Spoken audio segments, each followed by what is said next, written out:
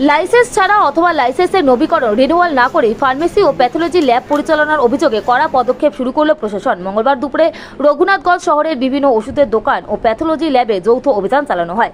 এই অভিযানে নেতৃত্ব দেন মুর্শিদাবাদের মুখ্য স্বাস্থ্য আধিকারিক CMOH ডক্টর সন্দীপ সান্যাল এবং জঙ্গিপুর মহকুমার শাসক SDO সুধীর কুমার রেড্ডি। অভিযানে রঘুনাথগঞ্জ থানার বিশাল পুলিশ বাহিনীও উপস্থিত ছিলেন।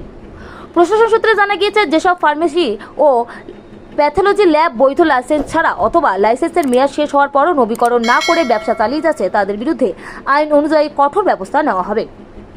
অভিযানের সময় বিভিন্ন প্রতিষ্ঠানের লাইসেন্স, প্রয়োজনীয় নথিপত্র এবং সরকারি বিধি মেনে পরিষেবা দেওয়া হচ্ছে কিনা তা খতিয়ে দেখা হয়। প্রশাসনের এই পদক্ষেপে রঘুনাথগঞ্জের ওষুধ ব্যবসায়ী ও প্যাথোলজি ল্যাব পরিচালনাকারীদের মধ্যে ব্যাপক চাঞ্চল্যের সৃষ্টি হয়েছে। প্রশাসনের পক্ষ থেকে জানানো হয়েছে, জনস্বার্থে এই ধরনের অভিযান আগামী দিনেও অব্যাহত থাকবে এবং কোনো অনিয়ম ধরা পড়লে সংশ্লিষ্টদের বিরুদ্ধে আইনানুগ ব্যবস্থা গ্রহণ করা হবে। আমাদের ব্যাপারটা দেখবেন। উনি বললেন ঠিক আছে, মিটিংয়ে বসি, তখন আমরা দেখছি। আর উনি কি কোনো কথা বললেন? হ্যাঁ, কথা বলেছেন আমাদের সাথে। কি বললেন? বললেন ঠিক আছে, তোমরা থাকো, আমরা দেখছি। মিটিং করছে, দেখছি। কি নাম? ফাতেমা বিবি। কোন গ্রুপে থাকতেন? Group BGD। গ্যাপসগুলো কি আছে দেখে।